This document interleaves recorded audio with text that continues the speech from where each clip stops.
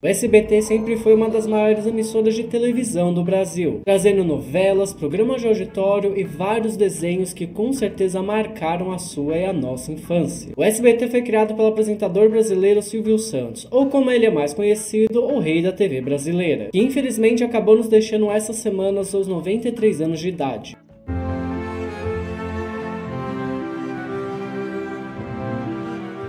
Porém, mesmo com essa notícia que virou manchete e pegou todos os horários de todas as outras formas de mídia em todo o país, o SBT continuou exibindo seu programa matinal de TVs, o Sábado Animado, onde estava passando o Scooby-Doo. Sendo dos seus valores mais fortes, ele era um grande defensor que os desenhos deveriam continuar passando na TV independente do que acontecesse. Em suas próprias palavras, o SBT não vai deixar de exibir desenhos animados, não. Não me interessa se estou perdendo dinheiro nas manhãs, porque para mim, exibir desenhos é uma obrigação para com as crianças. O SBT não está aqui só para fazer dinheiro, tem outras coisas envolvidas. E por causa desse grande valor que sempre teve o SBT por causa do Silvio Santos, eu decidi aqui fazer um vídeo de homenagem a ele e mostrar os desenhos clássicos que nos foram apresentados pelo próprio Silvio Santos e que se não fosse ele não seria possível a gente conhecer. E claro que quando a gente fala de desenhos animados no SBT, a gente não pode esquecer que grande parte deles passaram no programa Bom Dia e Companhia, que já foi apresentado por muitas pessoas, inclusive pela Eliana, pelo Yudi, pela Priscila. Vocês lembram? PlayStation, PlayStation.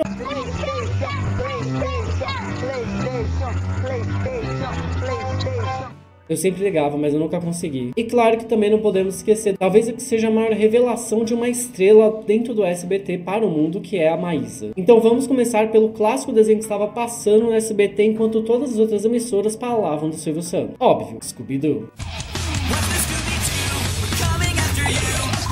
Scooby-Doo é um desenho que 4 garotos enxeridas e o seu cachorro falante saem por aí resolvendo mistérios, e normalmente envolviam monstros, fantasmas ou criaturas estranhas. Velma, Daphne, Fred, Salsicha e, claro, o seu cachorro falante formam uma ótima equipe de investigadores, principalmente em locais muito tenebrosos. Em todo episódio começava com eles chegando em uma cidade nova. Lá eles acabavam se deparando com uma lenda local e depois apareciam de frente com o monstro. Investigavam e quando sabiam já de tudo o que estava acontecendo, eles bolavam um plano com armadilhas para capturar o monstro. E assim que eles capturavam, eles simplesmente tiravam a máscara do monstro, que era sempre uma pessoa maldosa querendo tirar proveito da situação. Sendo essa a verdadeira lição de moral que o criador queria nos passar, de que os monstros e fantasmas não existem, e sim que as pessoas fantasiadas são os verdadeiros monstros da vida real. Inclusive, você sabia que na verdade o Scooby-Doo é um alienígena? Pois é, nesse vídeo aqui eu explico melhor essa história toda, e você pode ver através dos cards desse vídeo. Vai lá assistir depois que acabar isso aqui. O SBT com o programa do Bom Dia e Companhia nos apresentaram desenhos que marcaram a nossa infância. Mas você lembra desse aqui? Daqui a noite toda.